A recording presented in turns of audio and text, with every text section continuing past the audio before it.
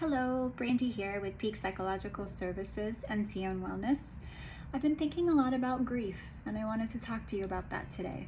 I've heard so many stories lately from the community and folks that we work with every day about how grief has been sneaking up on them with the holiday season coming closer, and they're kind of struggling. And I wonder, what do you do when you're experiencing those bursts of grief? Have you lost somebody lately? Or have you lost a fur baby or just something important to you and you're going through the grief process? Well, there are a few tips that you can practice that might make it a little bit easier to get through today or through that holiday season or maybe even next week. Let's talk about them and work through them together. Number one, be patient with yourself. This is not a process that you can solve by following a checklist. It is going to take time. You're going to go forward and you're going to go backwards, and sometimes you might spin in a circle, but you are not alone and we can get through it together. Number two, give yourself grace.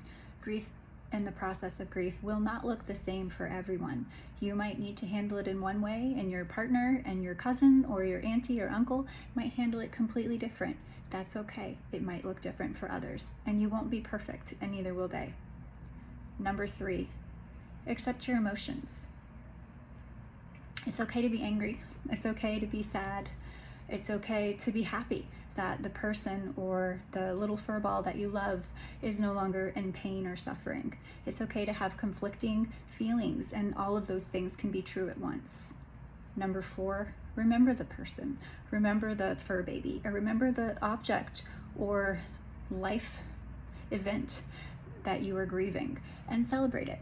Celebrate it in little ways, celebrate it in big ways. If you need to launch fireworks, go right ahead. Do whatever makes sense for you, and it will look different for everyone. Number five, set realistic expectations. You're not going to complete the process of grief in a week. You will not read a book or listen to a podcast and be done and mastered grief. It is a process, and just have a little bit of grace for yourself and go through it with the knowledge that some days will be better than others.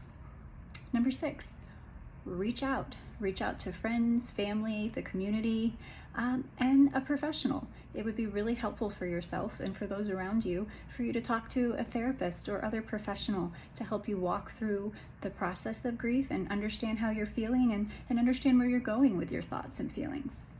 And lastly, just allow yourself to feel all the things. There isn't a wrong way to process grief, and you are not alone, and we can help. I hope your holiday season and today and this week go as well as they can, and just know that we're thinking of you.